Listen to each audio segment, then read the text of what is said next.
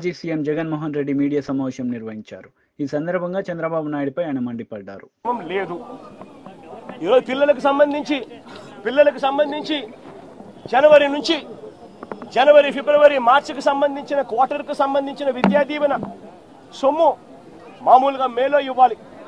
తన ప్రభుత్వం వచ్చింది జూన్లో వెంటనే అది ఇచ్చేయాలి. ఇంతకుముందు కోడ్ అనుకుంటే కోడ్ తర్వాత వచ్చిన తర్వాత ఇవ్వాలి. ఈరోజు జనవరి ఫిబ్రవరి మార్చికు సంబంధించిన క్వార్టర్ పెండింగ్, ఏప్రిల్ మే జూన్కు సంబంధించిన quarter pending, July August September కూడా క్వార్టర్కు సంబంధించి 3 క్వార్టర్లకు సంబంధించిన విద్యా దీవెన సొమ్ము పెండింగ్. అదే వైఎస్ఆర్సీపీ ప్రభుత్వం ఉన్నప్పుడు, మా ప్రభుత్వం ఉన్నప్పుడు ప్రతి 3 నెలలకు ఒకసారి 3 నెలలు అయిపోయిన వెంటనే విద్యా దీవెన సొమ్ము ప్రతి అమ్మ ఖాతాలోను, ఆ పిల్లాడి ఖాతాలోను, ఆ పాప ఖాతాల్లోనూ, ఇద్దరి జాయింట్ అకౌంట్లోనూ నేరుగా పడిపోయింది. ఈ రోజు విద్యా దీవెన 3 క్వార్టర్లకు సంబంధించి బిల్స్ పెండింగ్ ఉన్నా పట్టించుకునే నాతుడు లేడు. వసతి దీవెన ఇవ్వాల్సింది ఇవ్వకుండా అది కూడా ఎగరగొ బీఆర్ఎస్ లీడర్ మీడియా సమావేశం నిర్వహించారు. ఈ సందర్భంగా పలు అంశాలపై ఆయన మాట్లాడారు. షెడ్యూల్ ప్రకటించమని చెప్పారు, చర్య తీసుకునే విధంగా షెడ్యూల్ ప్రకటించమని చెప్పారు. మరి సెక్రటరీ గారిని డైరెక్ట్ చేశారు. దాంట్లో ఈ యొక్క ఇమీడియట్గా మరి స్పీకర్ గారు ముందు మరి యొక్క పిటిషన్స్ అన్ని ముందు పెట్టి 4 వీక్స్ లోపల షెడ్యూల్ ప్రకటించకపోతే సుమోటోగా తీసుకొని హైకోర్టే దీనిపైన చర్య తీసుకుంటుందని చెప్పడం జరిగింది. దాంట్లో కూడా చాలా చాలా చక్కగా with due regards to the constitutional obligation కింద అసెంబ్లీని గౌరవిస్తూ, అంటే లెజిస్లేచర్ని గౌరవిస్తూ మరి చక్కటి నిర్ణయాన్ని ఇచ్చింది. అందరూ కూడా తెలంగాణ రాష్ట్రంలో కాదు యావత్ భారతదేశం అంతా కూడా దీన్ని స్వాగతించారు ప్రజాస్వామ్యవాదులందరూ కూడా అని చెప్పి సందర్భంగా మనవి చేస్తున్నాను. అయితే మేము కూడా మా బాధ్యతగా పిటిషనర్స్గా తప్పకుండా మరి స్పీకర్ గారి కార్యాలయంలో సెక్రటరీ గారికి ఈరోజు వారికి హ్యాండ్ ఓవర్ చేయడం జరిగింది. మరి తక్షణం మరి కాలయాపన చేయకుండా మళ్ళీ ఇంకా దీంట్లో లూప్ హోల్స్ వెతికే విధంగా, కాలయాపన చేసే విధంగా, మాకు ఇంకా కంప్లీట్ మాకు జడ్జిమెంట్ రాలేదనే విధంగా మేము చూస్తూ ఉన్నాం. 2 రోజుల నుంచి చూస్తూ ఉన్నాం. బాధ్యత గల పదవిలో ఉన్నటువంటి మరి వ్యక్తులు, మరి అసెంబ్లీ వ్యవహార శాఖ మంత్రి ఉన్నటువంటి అసెంబ్లీ అఫైర్స్ మినిస్టర్ ఉన్నటువంటి శ్రీధర్ బాబు గారి స్టేట్మెంట్ కానివ్వండి, మరి అదేవిధంగా గతంలో మంత్రిలుగా పనిచేసినటువంటి కడియం శ్రీహరి స్టేట్మెంట్ కానీ, ఇవన్నీ కూడా ఇంకా మాకు జడ్జిమెంట్ కాపీ రాలేదు అని ఏదో దీన్ని టైంపాస్ చేసే విధంగా వాళ్ళ యొక్క మాటలు కనపడతా ఉన్నాయి. కాబట్టి దీంట్లో ఇలాంటి, అంటే ఎప్పుడైతే ప్రజాప్రతినిధిగా ఎమ్మెల్యే కానీ ఎంపీగా ఎన్నికబడ్డప్పుడు ఇమీడియట్గా ఆ మూమెంట్ ఉండే వారికి సర్టిఫికేట్ ఇచ్చేసి ఈ రకంగానైతే అన్ని మరి హోదాలు అన్ని యొక్క అవకాశాలు కల్పిస్తారు. అదేవిధంగా ఈ డిస్క్వాలిఫికేషన్ పిటిషన్ కూడా ఇమీడియట్గా రెస్పాండ్ కావాల్సిన బాధ్యత మరి స్పీకర్ గారి కార్యాలయం కానీ స్పీకర్ గారి పైన ఉంది. కాబట్టి వారిని గుర్తు చేయడానికి తప్పకుండా మరి తక్షణం దీనిపైన యాక్షన్ తీసుకోవాలని చెప్పి ఉద్దేశంతోనే ఇవ్వడం జరిగింది. మేము మొన్న కూడా మాట్లాడినప్పుడు కూడా మేము చాలా స్పష్టంగా తెలియజేశాం. కేవలం 4 వారాలు ఉన్నది కాబట్టి 4 వారాలు వెయిట్ చేయకుండా ఇమీడియట్గా షెడ్యూల్ ప్రకటిస్తే మన శాసనసభ అంటే లెజిస్లేచర్ యొక్క గౌరవాన్ని కాపాడడం వాళ్ళం అవుతాం. దీని యొక్క ఔన్నత్యాన్ని, దాని యొక్క ప్రతిష్టని, దాని యొక్క స్పిరిట్ని కాపాడాల్సిన అవసరం ఉంది. కాబట్టి దీని ఇమీడియట్ యాక్షన్ తీసుకోవాలి. అంతేకాకుండా గతంలో మేము బీఆర్ఎస్ పార్టీస్ డిమాండ్ చేశాం, మిగతా 7 సంబంధించినటువంటి డిస్క్వాలిఫికేషన్ పిటిషన్ కూడా ఆల్రెడీ స్పీకర్ గారి కార్యాలయంలో ఆల్రెడీ స్పీకర్ గారికి మా అందరి చేతుల మీదుగానే అందరం శాసనసభ బీజేపీ లీడర్ మీడియా సమావేశం నిర్వహించారు. ఈ సందర్భంగా పలు అంశాలపై ఆయన మాట్లాడారు. बहुत गंभीर और पूरे देश के लिए विचारणीय है। वे भारत के इतिहास के पहले नेता प्रतिपक्ष बने हैं जिन्होंने किसी घोषित भारत विरोधी सांसद के साथ मुलाकात करके अपने मधुर मनोभावों की अभिव्यक्ति की है। अमेरिकी सांसद इलान उमर जो भारत विरोधी वक्तव्यों और स्टैंड के लिए विख्यात कुख्यात हैं, जिनके की विषय में एक सर्वविदित सत्य है कि पाकिस्तान गवर्नमेंट के द्वारा ले जाए गए उन चुनिंदा अमेरिकी सांसदों में से एक थी जिन्हें पाक अधिकृत कश्मीर में ले जाकर पाकिस्तान की गवर्नमेंट की तरफ से विजिट कराया गया था।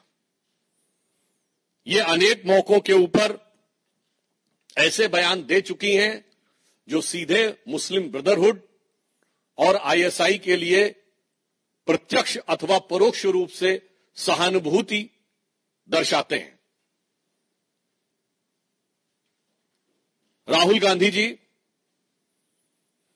भारत के इतिहास के पहले नेता प्रतिपक्ष बन चुके हैं जिनका नाम एक समय पर पाकिस्तान ने संयुक्त राष्ट्र संघ में भारत विरोधी अपने वक्तव्य में प्रयोग किया था, और आज अपने उनके भारत विरोधी मित्रों की श्रृंखला में एक और उपलब्धि राहुल गांधी को प्राप्त हुई है। He has further added another feather to his cap of anti India friends, जब पन्नू ने उनकी तारीफ की है, यानी पाकिस्तान से लेकर पन्नू तक के और ऐलान उमर तक उनकी तारीफों में जो पुल गढ़े जा रहे हैं उसमें एक नया नाम और भी है।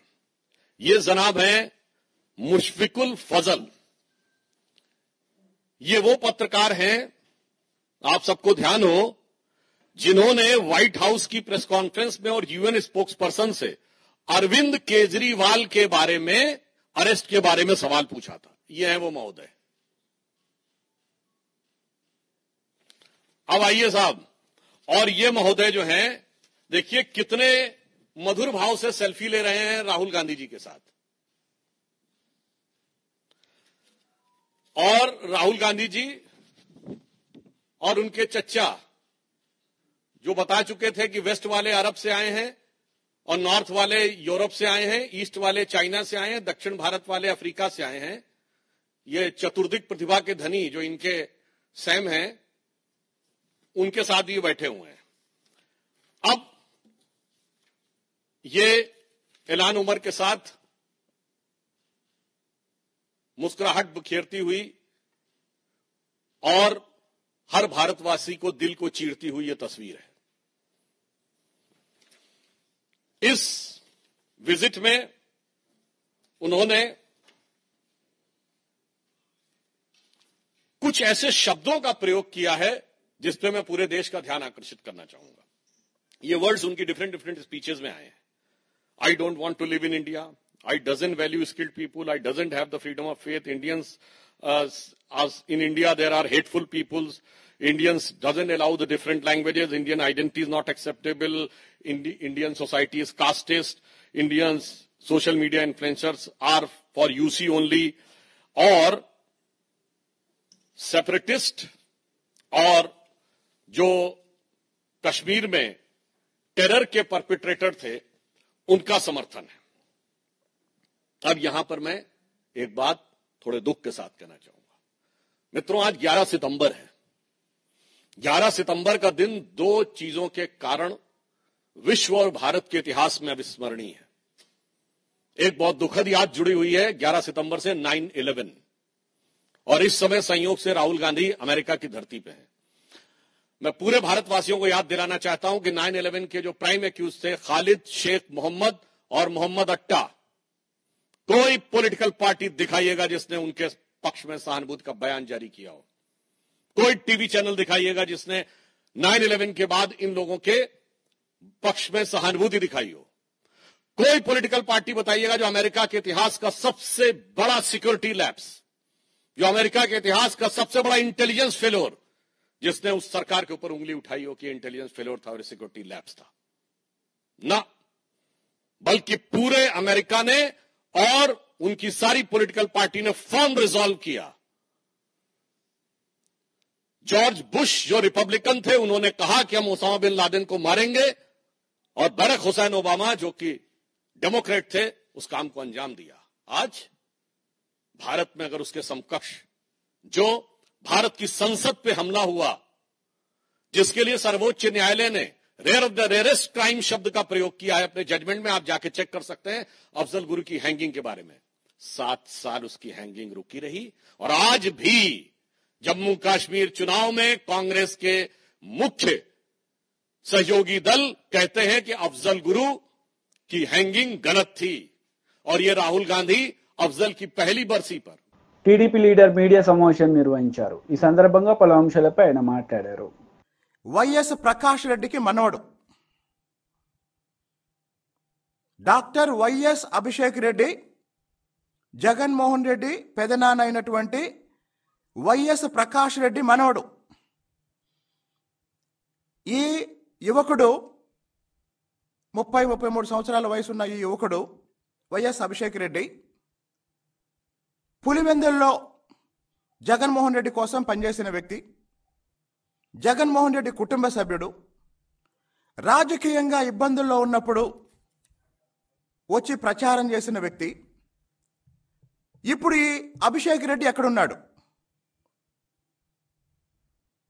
ఈరోజు గుంటూరు జైలుకెళ్ళి నందగం సురేష్ని పరామర్శించిన జగన్మోహన్ రెడ్డిని అడుగుతున్నాను, నీకు తమ్ముడు వరుసయ్యే, నీ కోసం పనిచేసిన, నువ్వు ఇబ్బందుల్లో ఉన్నప్పుడు నీ కోసం నిలబడ్డా డాక్టర్ వైఎస్ అభిషేక్ రెడ్డి చావు బతుకుల్లో హైదరాబాద్లో సిటీ న్యూరో హాస్పిటల్లో 5 రోజుల నుంచి కోమాలో ఉన్న మాట నిజమా అబద్ధమా?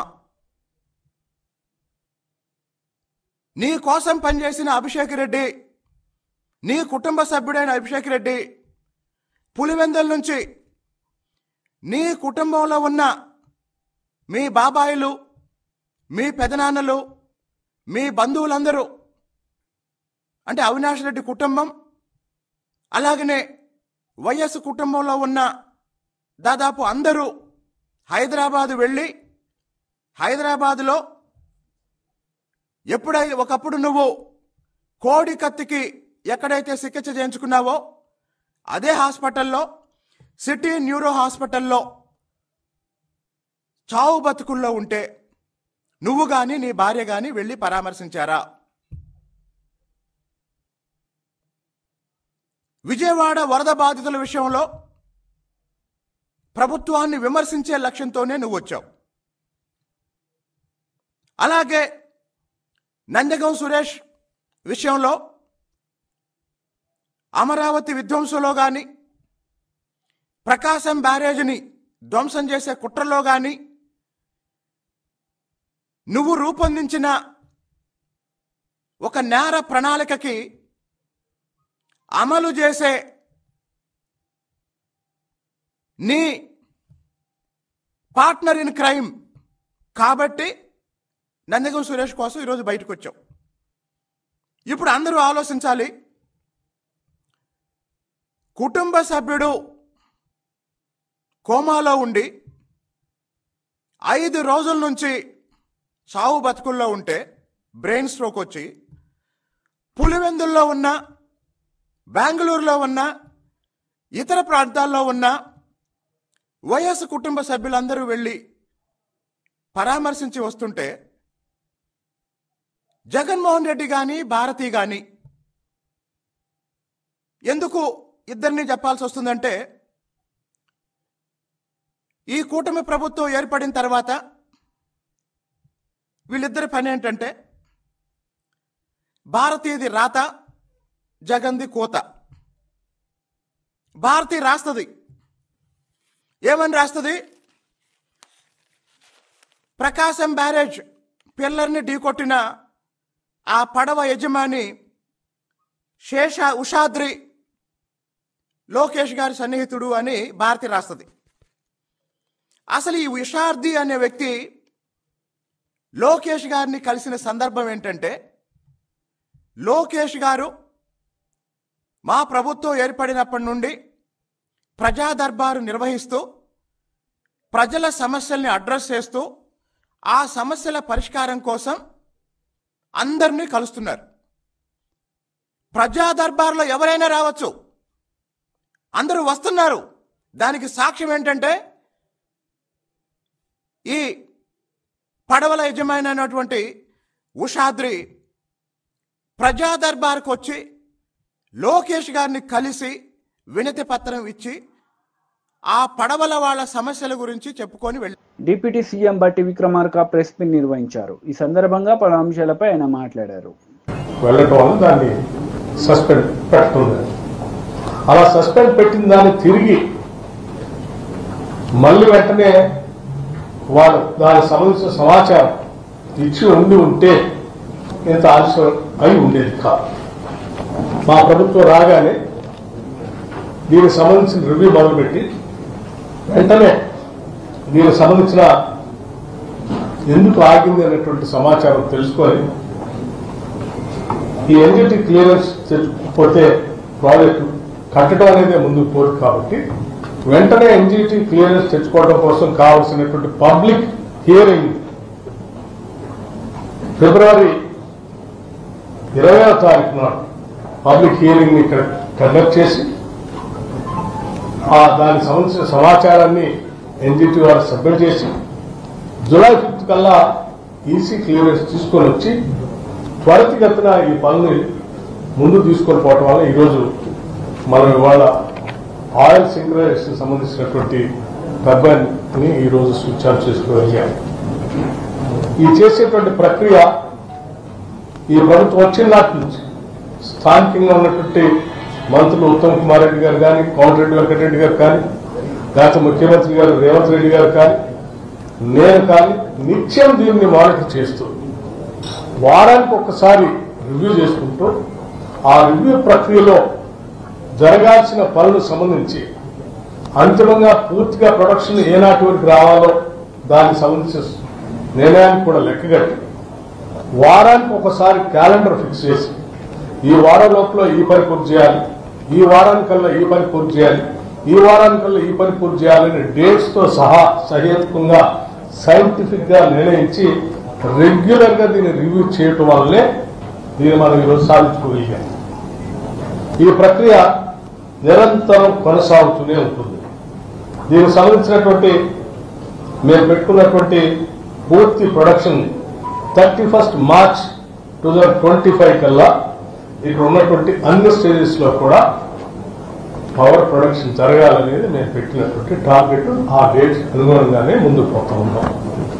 ఉదాహరణకి ఈరోజు ఇక్కడ ఉన్నటువంటి 5 యూనిట్స్ సంబంధించి తీసుకున్నటువంటి చర్యలో భాగంగా వాటి కాలక్రమేణా జరిగే పనులు, సివిల్ వర్క్స్ సంబంధించిన పనులు, అలాగే రైల్వే వర్క్స్ కూడా, ఎందుకంటే బొగ్గు రవాణాకు సంబంధించి తక్కువ ఖర్చుతో రవాణా జరిగి దీని కాస్ట్ కూడా ఎంత వీలైతే అంత తగ్గించుకోవడానికి అవకాశం ఉన్న మేరకు ఈ ట్రాన్స్పోర్టేషన్ ఖర్చు కూడా తగ్గించుకోవడం కోసం రైల్వే వర్క్స్ కూడా కంటిన్యూస్ గా మానిటర్ చేసుకుంటూ పూర్తి చేసే లక్ష్యాలతో ముందుకు పోతున్నాం. కాబట్టి ఈరోజు మనం ఈ కార్యక్రమాలు చేసుకోగలిగి ముందుకు వెళ్తా ఉన్నాం. ఈరోజు 2400 మెగావాట్ యూనిట్లని 2400 మెగావాట్లని 3 యూనిట్లలో ప్రొడక్షన్ ని ఈ సంవత్సరం చివరి నాటికి డిసెంబర్ 2024 నాటికల్లా ప్రొడక్షన్ లో తీసుకొని రావాలని టీడీపీ లీడర్ మీడియా సమావేశం నిర్వహించారు. ఈ సందర్భంగా పలు అంశాలపై ఆయన మాట్లాడారు. ఆ తర్వాత నందిగామ సురేష్ జీవితం అంతా ఒక క్రైమ్ స్టోరీ. ఎందుకంటే ఆ రోజు తెలుగుదేశం పార్టీ ఆఫీస్ పైన దాడి చేసిన దాంట్లో ముఖ్య కుట్ర పొందిన వాళ్ళలో ముఖ్య వ్యక్తి ఎవరన్నా ఉన్నారంటే అది ఆయన నందిగామ సురేష్. ఈరోజు ఆయన కటకటాల పాలవడం కూడా జరిగింది. అలాగే వాళ్ళ కోమటి రామ్మోహన్, ఉషాద్రి వీళ్ళంతా పక్కా వైసీపీకి చెందినవారు కాదా అని నేను జగన్మోహన్ రెడ్డిని అడుగుతున్నా. మీరు చేసింది ఏంటంటే తెలుగుదేశం పార్టీ అధికారంలోకి వచ్చి ఇలాంటి విపత్తులు సంభవించిన రోజు మేము ఆ ప్రభుత్వం ప్రజలకు అండగా ఉండామని చెప్పి మేము ఒక పక్కల కష్టపడి పనిచేస్తూ ఉంటే నీ యొక్క నాయకులు చేస్తున్న రాద్ధాంతం ఏం చెప్తున్నా మేము ముందరికి తీసుకొస్తున్నాం. ఆ రోజు గుంటూరు జిల్లాకు సంబంధించిన పడవలు ఏవైతే 3 పడవలు సుమారు ఒక్కొక్క పడవ 50 టన్నులు ఉంటుంది. 120 టన్నుల పడవలు వచ్చి ప్రకాశం బ్యారేజ్ యొక్క కౌంటర్ గేట్స్ ను ఢీకొన్నాయంటే ఒకసారి అందరూ గమనించాలా. ఇవి ఎక్కడ ఫస్ట్ నిలబెట్టడం జరిగింది, ఎక్కడికి వర్షం తర్వాత ఎక్కడికి వచ్చాయంటే ఓసారి ఆలోచించల్లా. ఎవరైతే మేము ముందు చెప్పామో ఆ నాయకుల యొక్క అనుచరుల యొక్క ఈ 3 బోట్లను దుర్మార్గంగా ఒక కుట్రతో ఈ రాష్ట్రంలో ప్రకాశం బ్యారేజ్ను కూల్చేసి ఇక్కడ రాష్ట్రపతి పాలన తేవాలని ఒక కక్ష కుట్రతోనే అవి ఢీకొట్టడం జరిగింది. ఆ 3 గేట్ల ఆ 3 కౌంటర్ వెయిట్స్ ఏమైతే ఉన్నాయో అవి పూర్తిగా డ్యామేజ్ తెచ్చే పరిస్థితి కూడా చేసింది ఎవరన్నంటే ఈ వైసీపీ వాళ్ళు కాదని మేము అడుగుతున్నాం. మేము ఒకటే చెప్తున్నాం, మీరు ఎన్ని తప్పులు చేసినా భగవంతుడు ఎలా చూస్తున్నాడో ఇక్కడ కూడా ప్రజలు చూస్తూనే ఉన్నారు. కేవలం 2 రోజుల్లోనే ఆ కౌంటర్ వెయిట్ స్థానాల్లో కొత్తవి తెచ్చి మరమ్మతులు చేయించిన ఘనత చంద్రబాబు నాయుడుకు దక్కుతుందని ప్రజలకు నేను చెప్తా ఉన్నా. అలాగే జగన్మోహన్ రెడ్డి అనే వ్యక్తికి సిగ్గు శరం ఉంటే నువ్వు ప్రతిపక్షంలో ఉండి ప్రతిపక్ష నాయకుడిగా ఏ రోజైనా వ్యవహరించావని నేను అడుగుతున్నా. ఇక్కడ ప్రజల కష్టాల్లో ఉంటే నువ్వు 2 రోజుల్లో ఒక 20 నిమిషాలు కూడా ప్రజల కోసం ప్రజల యొక్క కష్టాల గురించి ఆలోచించే టైం నీకు లేదని మేము అడుగుతున్నాం. ఈరోజు 2 సంఘటనల్లో ఎవరైతే దోషిగా ఉన్న నందిగామ సురేష్ కోసం నీ మాజీ ఎంపీ ఆయన కోసం నువ్వు హడావుడిగా బెంగళూరు నుంచి ఈరోజు గుంటూరు జైలుకు వచ్చి ఆయన ఏదో ఒక స్వాతంత్ర సమరయోధుడు జైల్లో ఉన్నట్టు నువ్వు వచ్చి అక్కడికి వచ్చి పరామర్శించడం జరుగుతూ ఉంది. అలాగే ఇక్కడ లక్షలాది మంది ప్రజలు 12 రోజుల నుంచి ఈ భారీ వర్షాల వల్ల కష్టాలు అనుభవిస్తుంటే నీకు ఆ ఆకలి కేకలైతేనేమి ఆ కష్టాలైతే నీకు పట్టవని ఆయన మేము జగన్మోహన్ రెడ్డిని అడుగుతున్నాం. జగన్మోహన్ రెడ్డి, నువ్వు గురువింద గుందె సామెత ఏమైతే ఉందో అది నువ్వు పాటిస్తా ఉన్నావు. నీ సొంత జిల్లా నువ్వు ఏ ప్రాంతంలో అయితే పుట్టావో ఆ ప్రాంతంలో నువ్వు ముఖ్యమంత్రిగా ఉన్న రోజు పించా ప్రాజెక్టు అన్నమయ్య ప్రాజెక్టు కొట్టుకొని పోతే అక్కడ 100 మందికి పైగా చనిపోతే ఈ రోజుటికి నువ్వు వాళ్ళకు ₹1 ఇచ్చిన పాపాను పోలేదు, వాళ్ళ కష్టాలు పట్టించుకుని పాపాను పోలేదు. ఈరోజు మా ప్రభుత్వం విజయవాడకు 100 సంవత్సరాల్లో ఎప్పుడూ లేని విధంగా వర్షపాతం నమోదయ్యి ఇక్కడ ఈ సమస్యలు వచ్చింటే మా ముఖ్యమంత్రి గారు 12 రోజుల నుంచి ఆయనే ఇక్కడ ఎక్కడైతే అది జరిగిందో ప్రతి ఒక్క రోజు క్షేత్రస్థాయిలో నియోజకవర్గ నాయకులైతేనేం మినిస్టర్లు అయితేనేం ఎమ్మెల్యేలు అయితేనేం అధికారులందరినీ మోహరించి ప్రజల కష్టాల్లో నేనున్నానంటూ సేవ